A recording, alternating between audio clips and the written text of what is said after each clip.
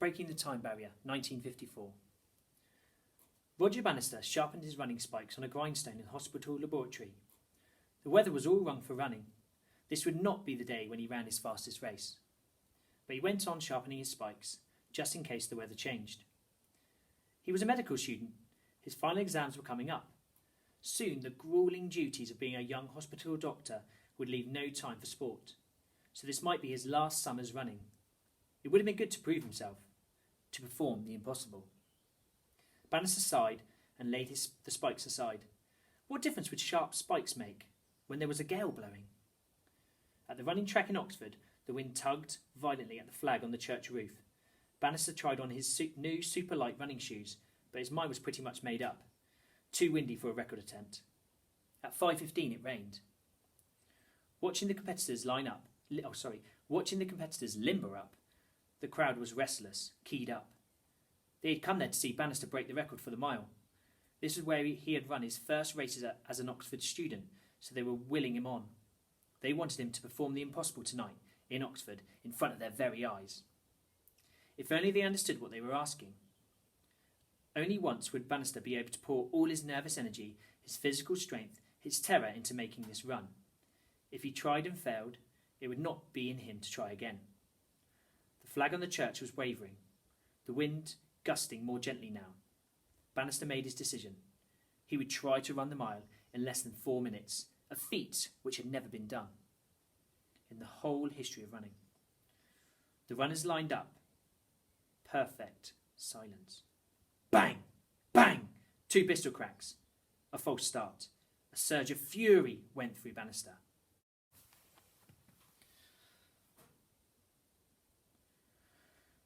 The runners lined up again. This time there was no mistake. His friend, Chris Brasher, took the lead, setting the pace. Faster! Hissed Bannister in his ear, but Brasher would not speed up, knowing that if Bannister sprinted too soon, his stamina would not last the mile. Relax, called a friend from the crowd. The Oxford crowd was willing him on. Even the wind held its breath, but Bannister was barely aware of his surroundings. At the half-mile mark, he knew he was in with a chance. His legs seemed to be working independently. The ground had no hold on them. His mind was detached. In a kind of trance, he took over the lead, in his final burst of speed. The winning tape seemed to recede with every step. He must not slow, must not falter. His lungs had to go on feeding his blood. His heart had to go on pumping the oxygen round. This was his one chance in life to do a thing supremely well. If he failed, the world would turn a cold shoulder against him. The winning line taunted him. He snapped the tape with his chest, snapped the invisible barrier everyone had said could not be broken. He had broken the 4-minute mile. It was then he realised, while pain wrung his muscles and his lungs raged for air, while he collapsed into semi-consciousness, why he had been driving himself for 8 years, why he had expended so much effort on achieving this moment. Suddenly he was free of the need to prove anything, free of the need to test himself, free of wanting something so very much. He was utterly, perfectly happy. Even though the crowd saw someone in a state of desperate, agonising exhaustion, Roger Bannister was happier than he had ever been in his life. The tannoy announced, "Results of the 1-mile race. In first place, Bannister, with a time of 3 minutes." The crowd's cheering drowned out the rest. Split seconds did not matter. For the first time, a man had run 1 mile in less than 4 minutes.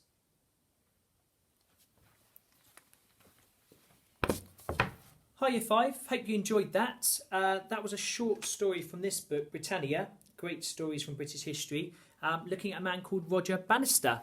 Now, your task for today, so if you need to go get a piece of paper and a pencil, is create your very own timeline. Now, to create a timeline in history, you need to draw a straight line.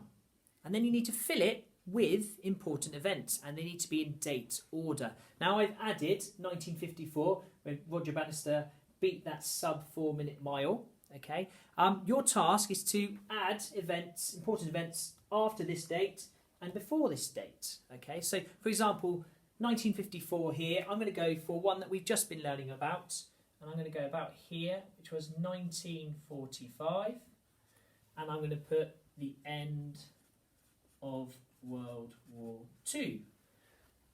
Further on in history, I'm going to go for one that's on my timeline up here, and it is 1969 and it's when man lands on the moon. You can choose to fill up your timeline with as many events as you like. I suggest somewhere between 5 and 10, and they can be about any important events that you like. Okay, hope you enjoy that. If you've got any good ones, you can send them in to me. I'd love to have a look at them. Enjoy half term. Maybe be seeing some of you really, really soon. Otherwise, I'll be speaking to the rest of you. Enjoy your time. Thank you for watching.